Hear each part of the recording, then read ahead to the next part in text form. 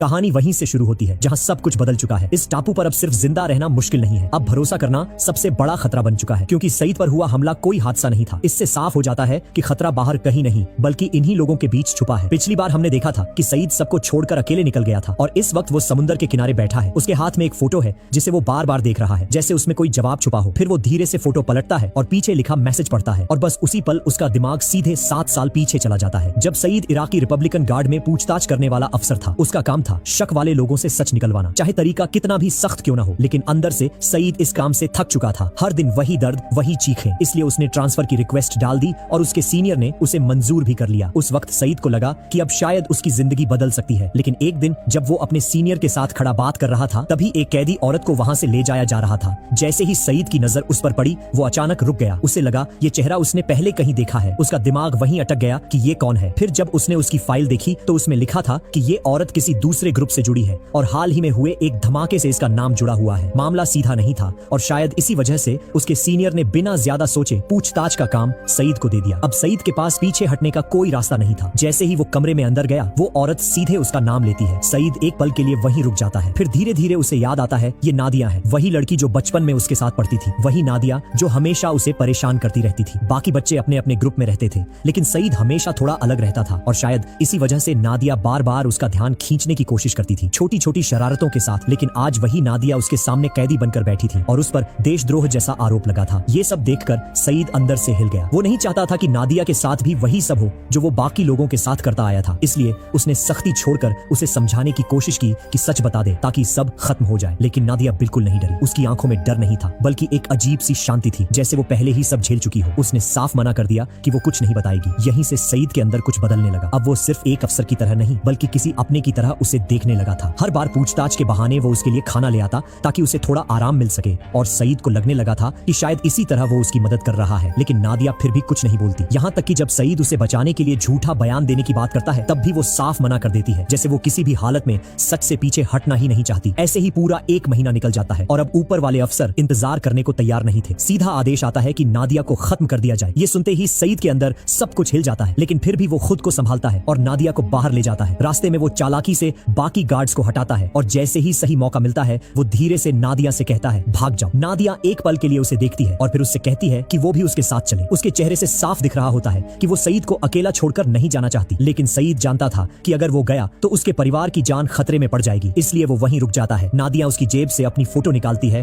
और उसके पीछे कुछ लिख देती है, जैसे वो चाहती हो कि सईद उसे कभी भूल ना पाए। लेकिन ये मौका ज्यादा देर तक नहीं टिकता। उनके सीनियर को सब पता चल जाता है और हालात अचानक बिगड़ने लगते हैं। सईद बिना समय गंवाए अपने सीनियर पर गोली चला देता है और उसी वक्त खुद अपने पैर में भी गोली मार लेता है ताकि लगे कि वो लड़ाई में घायल हुआ है। इसी बीच नादिया वहां से भाग निकलती है और इसके बाद सईद उसे फिर कभी नहीं देख पाता। ये सब यादें यहीं खत्म होती हैं और सईद फिर से उसी टापू पर खड़ा है, लेकिन उसके दिमाग में सब कुछ अभी भी बिल्कुल ताजा चल रहा है। तभी उसकी नजर समुद्र की तरफ जाती एक मोटी केबल पर पड़ती है और वो उसे पकड़कर आगे बढ़ने लगता है। केबल उसे सीधा जंगल के अंदर ले जाती है। हर कदम पर उसे अजीब सा एहसास हो रहा होता है, जैसे कोई उसे देख रहा हो। तभी उसकी नजर जमीन पर पड़े एक पतले तार पर जाती है और वो तुरंत समझ जाता है कि ये जाल है और इसका मतलब साफ है, यहाँ कोई और भी है और वो अकेला नहीं है। सईद पूरी कोशिश करता है कि वो संभल कर आगे बढ़े। पहले जाल से बचकर निकलने की कोशिश करता है, हर कदम सोच समझ कर रखता है। लेकिन जैसे ही उसे लगता है कि अब रास्ता साफ है, तभी अचानक दूसरा जाल एक्टिव हो जाता है। उसे संभलने का मौका ही नहीं मिलता। उसका पैर तेज लकड़ी की डाल से बुरी तरह कट जाता है और अगले ही पल वो झटके से ऊपर खिंच जाता है। दर्द इतना तेज होता है कि कुछ पल के लिए उसका दिमाग काम करना बंद कर देता है और वो वहीं बेहोश हो जाता है। जब सईद की आंख खुलती है तो सबसे पहले उसे अपने पैर में कसकर बंधी पट्टी महसूस होती है, यानी किसी ने उसकी जान बचाई थी। लेकिन वो कुछ समझ पाता उससे पहले ही उसे एक औरत की आवाज सुनाई देती है। आवाज सीधी और सख्त है और बार बार वही सवाल दोहराया जा रहा है, एलेक्स कहाँ है? सईद जितनी बार कहता है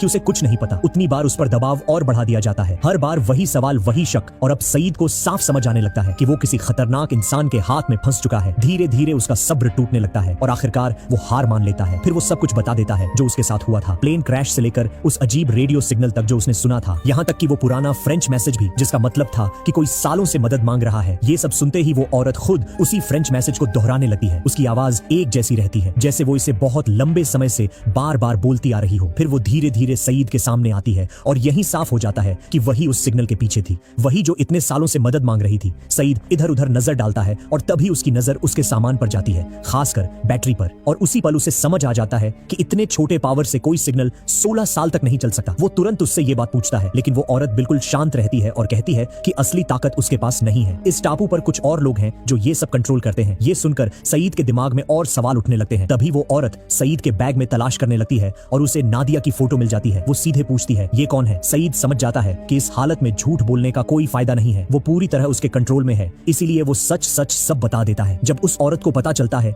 कि नादिया का अब तक कुछ पता नहीं है तो उसके चेहरे पर हल्की सी उदासी आ जाती है, जैसे उसे सच में बुरा लगा हो। फिर वो एक छोटा सा म्यूजिक बॉक्स निकालती है और बताती है कि ये उसके और उसके पति की शादी की सालगिरह की याद है, लेकिन अब ये काम नहीं कर रहा। सईद तुरंत ये बात पकड़ लेता है। उसे लगता है कि अगर वो इसे ठीक कर दे तो शायद वो उसका भरोसा जीत सकता है। सईद ने कहा कि वो इसे ठीक कर सकता है, लेकिन उस औरत ने तुरंत कोई जवाब नहीं दिया, बल्कि उसने सईद को एक इंजेक्शन लगा दिया, जिससे उसका शरीर ढीला पड़ने लगा और उसकी पकड़ कमजोर हो गई। फिर उसने सईद के हाथ पैर खोल दिए। शायद उसे डर था कि अगर वो सीधे उसे आजाद कर देगी तो सईद उस पर हमला कर सकता है, इसलिए उसने पहले ही उसे काबू में कर लिया। सईद ने बिना किसी विरोध के म्यूजिक बॉक्स ठीक करना शुरू कर दिया और काम करते करते उसने उस औरत का नाम भी जान लिया। वो थी डैनियल। डैनियल ने बताया कि करीब 16 साल पहले वो अपने पति के साथ एक रिसर्च टीम में थी और वो लोग समुद्र के रास्ते एक मिशन पर निकले थे, लेकिन बीच रास्ते में तूफान आ गया और उनका जहाज इस टापू पर आ फंसा। मजबूरी में उन्हें यहीं रुकना पड़ा और उन्होंने एक सुरक्षित जगह बनाकर रहना शुरू किया। करीब 2 महीने तक सब कुछ ठीक चलता रहा, लेकिन फिर धीरे धीरे चीजें बदलने लगी। वो लोग ब्लैक रॉक नाम की जगह से लौटे थे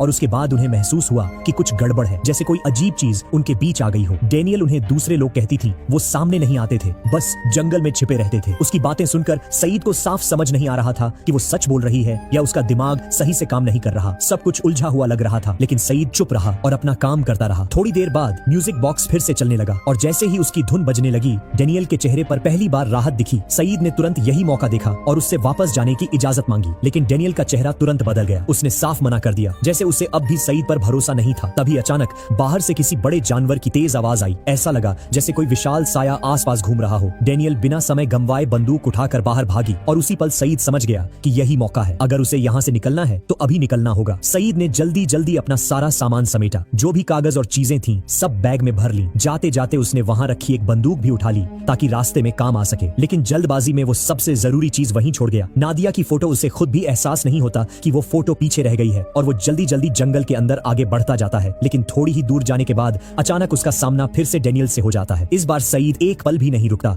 और तुरंत बंदूक उठाकर सीधे उसकी तरफ तान देता है। उसके दिमाग में बस एक ही बात चल रही होती है कि अब जरा सी भी गलती की गुंजाइश नहीं है, लेकिन सामने खड़ी डैनियल के चेहरे पर जरा सा भी डर नहीं होता। वो बिल्कुल वैसे ही खड़ी रहती है जैसे उसे पहले से पता हो कि ये बंदूक चलने वाली नहीं है, और सच में वही होता है, बंदूक काम नहीं करती। सईद को एक झटका सा लगता है, जैसे सब कुछ अचानक उलट गया हो। तभी डैनियल धीरे धीरे अपनी बात आगे बढ़ाती है। वो बताती है कि उसकी टीम के लोग एक एक करके बीमार पड़ने लगे थे। कोई अजीब सी बीमारी थी जो फैल रही थी और वो किसी भी हालत में नहीं चाहती थी कि वो बीमारी इस टापू से बाहर जाए। ये कहते हुए वो खुद बंदूक सईद की तरफ कर देती है, लेकिन उसके इरादे मारने वाले नहीं होते। उसकी आवाज में थकान साफ महसूस होती है, जैसे वो बहुत लंबे समय से अकेले सब झेल रही हो। असल में वो बस किसी से बात करना चाहती थी, किसी अपने की तरह, किसी इंसान की मौजूदगी महसूस करना चाहती थी। इतने साल अकेले रहने के बाद उसकी जरूरत बदल चुकी थी। तभी सईद को अचानक नादिया की फोटो याद आती है और वो उसके पीछे लिखा मैसेज पढ़कर सुनाता है। उसमें साफ होता है कि नादिया सईद के लिए क्या महसूस करती थी। वो चाहती थी कि सईद जिंदा रहे, चाहे कुछ भी हो जाए। ये सुनते ही सब कुछ थोड़ा बदल जाता है। डैनियल कुछ पल के लिए चुप हो जाती है, जैसे वो भी उस एहसास को समझ रही हो। सईद इसी मौके पर उससे कहता है कि वो उसे बाकी बचे लोगों के पास ले जा सकता है, जहां वो फिर से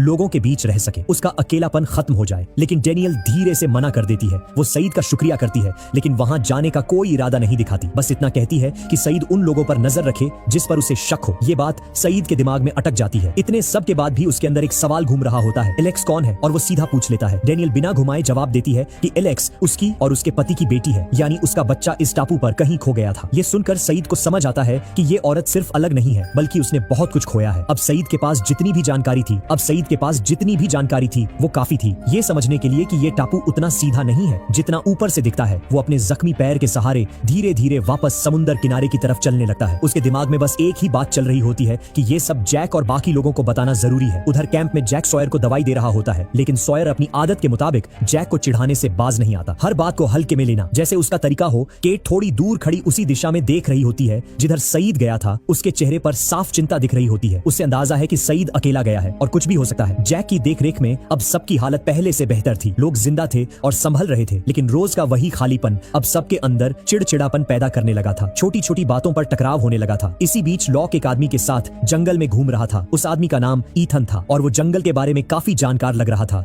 जैसे उसे यहाँ की हर चीज की आदत हो। चलते चलते उन्हें खाने के साथ एक बैग भी मिला जिसमें कुछ काम की चीजें थी। हार्ली सबसे पहले उसमें देखने लगा कि क्या इस्तेमाल हो सकता है। उधर वॉल्ट अपने पिता माइकल के सो जाने का इंतजार करता है और फिर चुपके से लॉक के पास पहुंच जाता है। वो लॉक से शिकार करना सीखना चाहता है। उसके अंदर एक अलग ही उत्सुकता है, लेकिन माइकल उसे पकड़ लेता है और तुरंत रोक देता है, जैसे वो वॉल्ट को हर खतरे से दूर रखना चाहता हो। अगली सुबह जैक और माइकल बैठकर ये सोच रहे होते हैं कि यहाँ एक छोटा सा नहाने का इंतजाम कैसे किया जाए ताकि लोग थोड़ा साफ रह सकें। तभी चार्ली भागता हुआ आता है और हार्ली के बारे में बताता है। पिछली रात जो बैग मिला था उसमें से हार्ली को एक गोल्फ क्लब मिल गया था और उसने उसी से एक छोटा सा खेलने का एरिया बना दिया, जैसे इस मुश्किल हालत में भी वो लोगों को थोड़ा हंसाने की कोशिश कर रहा हो। ये छोटा सा आइडिया धीरे धीरे सबको अपनी तरफ खींचने लगता है। जो लोग अभी तक अलग अलग बैठे थे वो भी वहां आने लगते हैं। यहाँ तक कि सॉयर भी, जो हमेशा खुद को अलग रखता था, वो भी हल्की झिझक के साथ खेल में शामिल हो जाता है, जैसे अंदर से वो भी इस माहौल का हिस्सा बनना चाहता हो लेकिन दिखाना नहीं चाहता। धीरे धीरे सबके चेहरे पर थोड़ा सुकून दिखने लगता है। जो तनाव था वो कम होने लगता है, जैसे थोड़ी देर के लिए सब भूल गए हों कि वो किस हालत में फंसे हैं। जब पेट भर जाता है और जरूरी चीजें मिल जाती हैं तो इंसान का दिमाग खुद ही कुछ अलग ढूंढने लगता है। यहाँ भी वही हो रहा था, लेकिन लॉक वहाँ नहीं था। वो भीड़ से दूर अकेले खड़ा अपने चाकू फेंकने की प्रैक्टिस कर रहा था, जैसे उसके लिए ये कोई खेल नहीं बल्कि तैयारी हो। उधर वॉल्ट का भी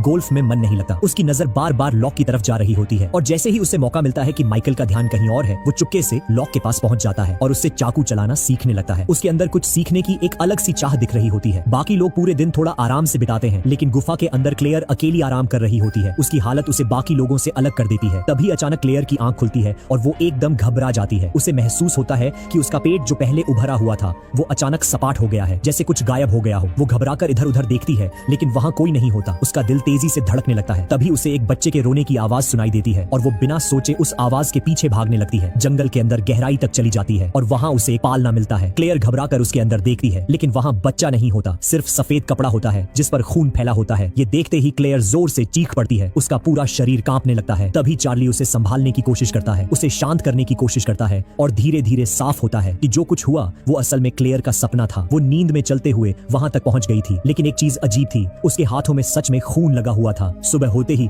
जैक उसके हाथ का इलाज करता है और ध्यान से देखने पर समझ आता है कि ये जख्म उसने खुद अपने नाखून से बनाए हैं, जैसे वो नींद में खुद को ही चोट पहुंचा रही थी। जैक को लगता है कि क्लेयर ने जरूर कोई बहुत डरावना सपना देखा होगा, लेकिन क्लेयर हल्की सी मुस्कान के साथ बात टाल देती है। वो इस बारे में ज्यादा कुछ नहीं कहना चाहती। फिर भी जैक अंदर ही अंदर परेशान हो जाता है। क्लेयर की हालत पहले से ही नाजुक है क्योंकि वो प्रेगनेंसी के आखिरी महीनों में है और जैक के दिमाग में यही घूम रहा होता है कि उसका डॉक्टर उसे इतनी लंबी फ्लाइट लेने की इजाजत कैसे दे सकता था। उधर क्लेयर इन सब बातों से दूर अपने पुराने दिनों में खो जाती है। उसे याद आता है जब पहली बार उसे पता चला था कि वो प्रेग्नेंट है। उस वक्त वो बुरी तरह घबरा गई थी। क्लेयर और उसके बॉयफ्रेंड थॉमस की हालत ऐसी नहीं थी कि वो बच्चे की जिम्मेदारी उठा सके। दोनों के पास कोई पक्की कमाई नहीं थी, इसलिए ये खबर उन पर बोझ की तरह गिरती है। थॉमस भी परेशान था, लेकिन उसने खुद को संभाला और क्लेयर को समझाया कि वो दोनों मिलकर ये संभाल लेंगे। उसने भरोसा दिलाया कि वो इस बच्चे को जन्म देंगे और सब ठीक कर लेंगे। उसकी ये बात सुनकर क्लेयर को थोड़ा सुकून मिला। फिर एक दिन क्लेयर अपनी एक दोस्त के साथ एक ऐसे आदमी के पास गई जो भविष्य बताने का दावा करता था। उसका नाम रिचर्ड था। जैसे ही रिचर्ड ने क्लेयर का हाथ पकड़ा, उसे तुरंत समझ आ गया कि क्लेयर प्रेग्नेंट है। लेकिन जैसे ही उसने थोड़ा और महसूस करने की कोशिश की, उसका चेहरा अचानक बदल गया। वो घबरा गया। उसने तुरंत हाथ पीछे खींच लिया और जो पैसे लिए थे वो वापस कर दी और साफ कह दिया कि वो ये काम नहीं करेगा। उसकी आवाज में डर साफ सुनाई दे रहा था। ये देखकर क्लेयर और उसकी दोस्त दोनों हैरान रह गईं। उन्हें समझ ही नहीं आया कि अचानक क्या हुआ और वो उलझन में वहां से निकल गईं। समय के साथ क्लेयर का पेट धीरे धीरे बढ़ने लगा। वो पूरे मन से घर के काम में लग गई, चीजें ठीक करती, जगह बनाती, जैसे सच में अपने बच्चे के आने का इंतजार कर रही हो। उसके चेहरे पर उम्मीद दिखती थी, लेकिन वही थॉमस जिसने पहले पूरे यकीन के साथ कहा था कि वो इस बच्चे को रखेगा, धीरे धीरे बदलने लगा। 3 महीने के अंदर ही उसका भरोसा कमजोर पड़ गया। उसे लगने लगा कि वो इस जिम्मेदारी को नहीं संभाल पाएगा और धीरे धीरे उसने ये तक कहना शुरू कर दिया कि ये बच्चा उसकी जिंदगी खराब कर देगा। बात यही नहीं रुकी। उसने ये भी सोचना शुरू कर दिया कि शायद ये सब जानबूझकर किया गया है ताकि उसे इस रिश्ते में बांधा जा सके। ये सुनकर क्लेयर अंदर से टूट गई और आखिर में बात इतनी बढ़ गई कि थॉमस ने अलग होने की बात कह दी। ये सब क्लेयर के लिए बहुत भारी था। वो समझ नहीं पा रही थी कि जो कुछ समय पहले तक एक सपना था वो इतनी जल्दी बोझ कैसे बन गया। उसी हालत में उसे फिर से रिचर्ड याद आता है और वो अकेले उसके पास पहुंच जाती है। उसके मन में बार बार यही चल रहा होता है कि शायद रिचर्ड ने पहले ही ये सब देख लिया था, इसलिए वो उस दिन इतना घबरा गया था। इस बार क्लेयर चाहती थी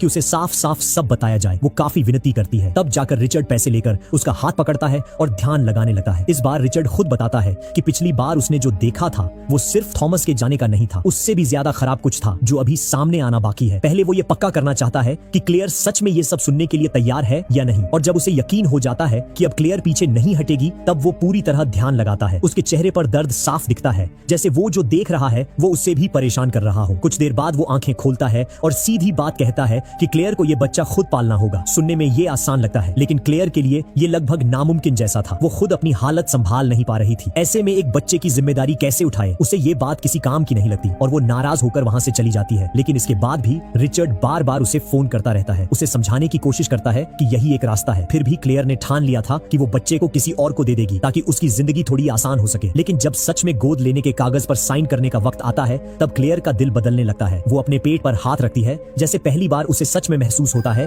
कि ये सिर्फ जिम्मेदारी नहीं, उसका अपना बच्चा है। उसी पल उसके अंदर कुछ बदल जाता है और वो कागज पर साइन करने से मना कर देती है। फिर वो बिना देर किए सीधे रिचर्ड के घर पहुंचती है। फोन पर रिचर्ड पहले ही कह चुका था कि वो इस खतरे का हल जानता है, लेकिन जब क्लेयर उससे मिलकर पूरी बात सुनती है तो चीजें उम्मीद से अलग निकलती हैं। रिचर्ड कहता है कि क्लेयर को $6000 देने होंगे और वो खुद उसकी फ्लाइट का इंतजाम करेगी। क्लेयर को हर हाल में एक खास फ्लाइट पकड़नी होगी जो समुद्र के उस पार जाएगी। वहां कोई होगा जो क्लेयर और उसके बच्चे को संभाल लेगा। उस वक्त क्लेयर के पास ज्यादा सोचने का समय नहीं था। उसने उसी रास्ते को चुना और उसी फ्लाइट पर बैठ गई जो आगे चलकर इस टापू तक पहुंची। अब कहानी वापस उसी समय पर आती है। जैक केट के पास आता है और उसे बताता है कि क्लेयर का वक्त करीब है, उसे कभी भी दर्द शुरू हो सकता है। ये सुनते ही माहौल फिर से भारी हो जाता है। वहीं चार्ली चुपचाप एक कप लेकर आता है, जैसे वो क्लेयर को थोड़ा सहारा देना चाहता हो। वो उसके पास बैठ जाता है और उसके साथ रहने के लिए तैयार रहता है ताकि क्लेयर खुद को अकेला महसूस न करे। चार्ली धीरे से उससे कहता है कि वो उसके साथ बैठकर बात कर सकती है। सब कुछ अंदर दबाकर रखने से चीजें और भारी हो जाती हैं। ये सुनकर क्लेयर थोड़ा नरम पड़ती है। उसे अच्छा लगता है कि कोई सच में उसकी बात सुनना चाहता है, लेकिन फिर भी वो ज्यादा कुछ नहीं बोलती। जैसे कुछ बातें ऐसी होती हैं जो शब्दों में आ ही नहीं पाती। रात होती है और सब सो रहे होते हैं। तभी अचानक क्लेयर को महसूस होता है कि कोई उसके पास है। किसी ने उसका मुंह दबा दिया है और उसके पेट में सुई चुभ रहा है। क्लेयर पूरी ताकत से चिल्लाती है। उसकी आवाज सुनते ही चार्ली सबसे पहले उसके पास पहुंचता है। उसके पीछे पीछे जैक और बाकी लोग भी आ जाते हैं और माहौल तुरंत तनाव से भर जाता है, जैसे कोई सच में हमला करके गया हो। चार्ली और हार्ली बिना देर किए मशाल उठाकर बाहर भागते हैं उस इंसान को पकड़ने के लिए जो ये सब करके भागा है। कुछ ही देर में जैक भी उनके साथ जुड़ जाता है। अब सबको एक बात साफ समझ आने लगती है कि यहाँ इतने लोग हैं, करीब 40 से ज्यादा, लेकिन हर कोई एक दूसरे को जानता नहीं है। कौन कैसा है, किस पर भरोसा किया जाए, ये साफ नहीं है। हार्ली ये सुझाव देता है कि सबकी जानकारी इकट्ठा की जाए, एक तरह का रिकॉर्ड बनाया जाए ताकि आगे से ऐसी घटना दोबारा न हो। जैक को ये बात पूरी तरह सही नहीं लगती। उसे लगता है कि इससे माहौल और खराब हो सकता है, लेकिन वो हार्ली को रोकता भी नहीं है। उधर चार्ली वहीं रुककर क्लेयर के पास बैठता है, उसे कंबल ओढ़ाता है और धीरे से कहता है कि वो उसके साथ है, उसे अकेला नहीं छोड़ेगा। ये सुनकर एक पल के लिए क्लेयर को अपने पुराने दिन याद आते हैं जब थॉमस ने भी उससे कुछ ऐसा ही कहा था, लेकिन फर्क साफ था। चार्ली की बात में कोई दिखावा नहीं था, उसमें सच में साथ देने का इरादा था। अगली सुबह होते ही हार्ली अपने प्लान पर लग जाता है। वो एक एक करके सबसे सवाल पूछना शुरू करता है। कुछ लोगों को ये पसंद नहीं आता, लेकिन हालात ऐसे होते हैं कि ज्यादातर लोग जवाब दे देते हैं। जब हार्ली ईथन से सवाल करता है तो एक पल के लिए उसके चेहरे पर घबराहट दिखती है, लेकिन वो तुरंत खुद को संभाल लेता है और सामान्य तरीके से जवाब देता है। फिर फलों की टोकरी उठाकर वहां से निकल जाता है। उधर जैक केट और चार्ली को अलग बुलाकर बात करता है। जैक के मन में शक होता है कि जो कुछ रात को हुआ वो शायद क्लेयर का वहम हो, लेकिन चार्ली इस बात से सहमत नहीं होता। उसे लगता है कि क्लेयर सच बोल रही है। दोनों के बीच हल्की बहस शुरू हो जाती है। तभी केट बीच में आकर उन्हें रोक देती है और साफ कहती है कि अभी सबसे जरूरी है क्लेयर को शांत रखना, क्योंकि उसका समय बहुत करीब है। शायद 1 या 2 हफ्ते ही बचे हैं। अगर वो तनाव में रही तो समय से पहले डिलीवरी हो सकती है और यहाँ के हालात ऐसे नहीं हैं कि सब ठीक से संभल सके। ये बात सुनकर दोनों थोड़े शांत हो जाते हैं। बाद में जैक अकेले क्लेयर के पास जाता है और उसे समझाने की कोशिश करता है कि वो हल्की सी दवा ले ले, जिससे उसका डर कम होगा और उसे आराम मिलेगा। जैक बार बार कहता है कि इससे बच्चे को कोई नुकसान नहीं होगा, लेकिन उसकी ये बात क्लेयर को गुस्सा दिला देती है। उसे लगता है कि उसकी बात को कोई गंभीरता से नहीं ले रहा। वो साफ कह देती है कि उसे कोई वहम नहीं हुआ था और बिना रुके अपना सामान उठाने लगती है। क्लेयर तय कर लेती है कि वो वापस समुद्र किनारे जाएगी। चार्ली ये सब देखता है और जैक पर चिढ़ जाता है। उसे समझ नहीं आता कि जैक ऐसा कैसे सोच सकता है। ऊपर से वो जानता है कि इस हालत में क्लेयर का अकेले जंगल पार करना खतरनाक है, इसलिए वो चुपचाप उसके पीछे चल पड़ता है, बस ये देखने के लिए कि वो सुरक्षित रहे। क्लेयर तेज कदमों से आगे बढ़ रही होती है, जैसे वो इस जगह से जितनी जल्दी दूर जा सके उतना अच्छा। तभी अचानक उसके शरीर में जोर का झटका आता है। पेट में तेज दर्द उठता है और उसे समझ आ जाता है कि ये सिर्फ डर नहीं है, कुछ सच में शुरू हो चुका है। चार्ली अपनी जितनी भी समझ होती है उससे क्लेयर को शांत करने की कोशिश करता है। चार्ली खुद भी पूरी तरह कॉन्फिडेंट नहीं था, लेकिन उस वक्त बस क्लेयर को संभालना जरूरी था। तभी अचानक क्लेयर खुद ही शांत होने लगती है। उसकी सांसें धीरे धीरे ठीक होने लगती हैं और वो चार्ली से कहती है कि वो जाकर जैक को बुलाए। चार्ली तुरंत वहां से निकल पड़ता है और रास्ते में उसे ईथन मिल जाता है। चार्ली बिना सोचे ईथन से कहता है कि वो जैक को बुला लाए और खुद वापस मुड़कर क्लेयर के पास चला जाता है, क्योंकि वो उसे अकेला छोड़ना नहीं चाहता। जब चार्ली वापस आता है और उसके पास बैठता है तो क्लेयर अपने पुराने दिनों को याद करने लगती है। उसे रिचर्ड की बात याद आती है और उसके दिमाग में ये सवाल घूमता है कि शायद रिचर्ड ने ये सब नहीं देखा था। वो ये बात चार्ली को बताती है, लेकिन चार्ली इसे अलग तरह से देखता है। उसे लगता है कि शायद रिचर्ड ने यही सब पहले ही देख लिया था। अगर ये मान लिया जाए कि क्लेयर का यहाँ आना पहले से तय था, प्लेन का क्रैश होना तय था, तो जो कुछ अभी हो रहा है वो भी उसी का हिस्सा है। ये सोच थोड़ी अजीब जरूर लगती है, लेकिन उस वक्त क्लेयर को थोड़ा सहारा देती है। तभी धीरे धीरे क्लेयर के पेट पेट का दर्द कम होने लगता है, जो तेज झटके आ रहे थे वो रुक जाते हैं और अब साफ समझ आता है कि ये असली डिलीवरी नहीं थी, बल्कि डर और तनाव की वजह से शरीर ने ऐसा रिएक्ट किया था। ये समझते ही क्लेयर का डर थोड़ा कम हो जाता है। वो खुद को थोड़ा संभला हुआ महसूस करती है। फिर वो चार्ली की तरफ देखती है और उसे शुक्रिया कहती है। उसके साथ रहने के लिए, उसे संभालने के लिए दोनों फैसला करते हैं कि अब वापस गुफा की तरफ चलना चाहिए। उधर दूसरी तरफ सईद किसी तरह चलते चलते वापस बाकी लोगों तक पहुंचता है। उसका शरीर थक चुका होता है, लेकिन उसके पास जो जानकारी है वो उससे भी ज्यादा भारी है। सईद जैक को सब कुछ बताता है जो उसने जंगल में देखा, जो डैनियल ने बताया, और खासकर वो बातें जो सबसे ज्यादा अहम थी। तभी हार्ली भागता हुआ वहां पहुंचता है। उसके चेहरे पर घबराहट और जल्दी बोलने की बेचैनी साफ दिख रही होती है। हार्ली बताता है कि उसकी गिनती में गड़बड़ है। उसने सॉयर से पैसेंजर्स की लिस्ट ली थी और लगभग सभी लोगों से बात कर ली थी, लेकिन जब उसने दोनों चीजों को मिलाया तो एक नाम ऐसा निकला जो उस लिस्ट में था ही नहीं। यानी कोई ऐसा इंसान उनके बीच मौजूद है जो उस प्लेन का हिस्सा ही नहीं था। ये बात सुनते ही सबके चेहरे पर फिर से तनाव साफ दिखने लगता है। उसी समय जब क्लेयर और चार्ली वापस लौट रहे होते हैं, रास्ते में अचानक ईथन उनके सामने आ जाता है। इस बार उसका चेहरा पहले जैसा नहीं लगता। उसकी नजर सीधी क्लेयर के पेट पर टिकी होती है और साफ महसूस होता है कि उसका इरादा ठीक नहीं है। उसी पल एक बात पूरी तरह साफ हो जाती है। ईथन ने जैक को बुलाने के लिए कुछ भी नहीं किया था। वो शुरू से ही झूठ बोल रहा था और अब सच सामने है। वही है वो अजनबी जो चुपचाप उनके बीच घुला मिला था। अब बात और खतरनाक हो जाती है। क्या यही वो लोग हैं जिनके बारे में डैनियल बता रही थी? क्या ये टापू सच में किसी और के कब्जे में है? और सबसे बड़ा सवाल, क्लेयर के बच्चे को लेकर उनका असली इरादा क्या है? क्या ये सब पहले से तय था या सब कुछ एक के बाद एक ऐसे ही हो रहा है? इस टापू पर कितनी चीजें छुपी हैं, कितने राज अभी भी बाकी हैं और आगे क्या होने वाला है, ये सब जानने के लिए कहानी यहीं रुक जाती है और अगली कड़ी का इंतजार शुरू होता है। अगर तुम जानना चाहते हो आगे क्या होगा तो चैनल को हल्का सा सब्सक्राइब कर लेना ताकि अगला पार्ट मिस न हो।